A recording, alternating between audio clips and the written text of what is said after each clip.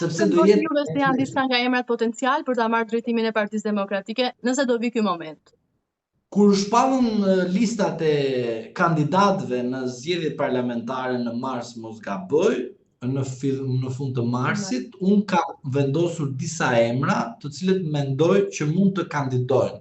Ishte zonja Josefina Topalli, e cila u fut në listë të sigurt. Ajo për mendimin tim ka gjëra pozitive në aspektin e aktivizimit të saj në jetën politike.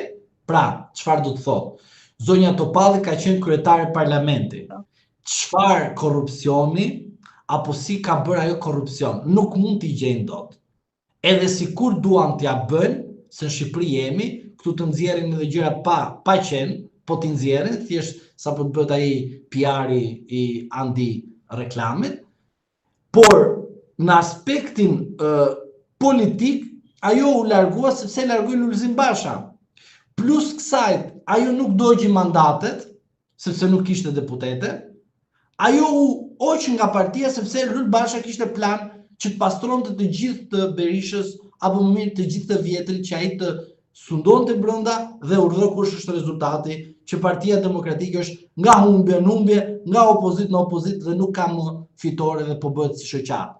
Pra, zonja Topalli ka këto merita, pra kush është që nuk ka qenë pjesë për ndjekjen e mandateve, është larguar në momentin e dur dhe ka thënë te Berisha që po ky person do ta shkatroj partinë dhe është fakt konkret.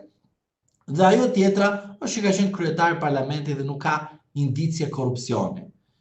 Pastaj shkojmë tek zoti Luciano Boçi, një person me një integritet profesional dhe politik, i cili shkoi në Shkodër, e fitoi Shkodrën pavarësisht çfarë ndodhi, dihet shumë qartë çfarë ndodh në Shkodër, dhe përveç kësaj, ai legjitimohet tek demokratët të aspektit verior që të gëzoj një mbështetje veriore të Sali Berishës, por ai është jugor dhe mund të bëjë një punë shumë më të mirë që të marrë edhe nga jugu shumë demokrat.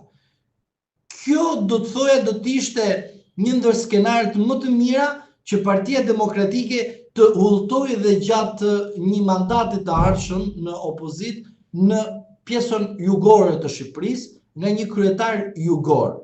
Kjo nuk do të thotë që unë them për diskriminim, jo, por unë dua të them që në klasën tonë politike dhe mënyrën se si populli jon ka skanuar politikën shqiptare, pra majtas dhe djathtas, na rezulton aktualisht që Saliu është verior dhe socialistët në qekan jugor. Dhe prandaj them që këto dy gjëra, pra këto dy kandidat, mundet të sjellin diçka ndryshe. Pra, në rast se nuk e fiton zonja Josefina Topalli, ta fitoj zoti Boçi. Në rast se fiton zonja Topalli, atëherë ta fitoj zoti Boçi, të humbasi ai dhe ai mund të jetë një drejtues më i mirë në aspektin e grupit parlamentar dhe të ketë një karrierë ose një qasje në karrierën e tij më të mirë brenda Partisë Demokratike dhe të afrojë jugorët demokrat dhe ata të cilët janë të një krau tjetër që të jenë më të përfaqësuar brenda Partisë Demokratike.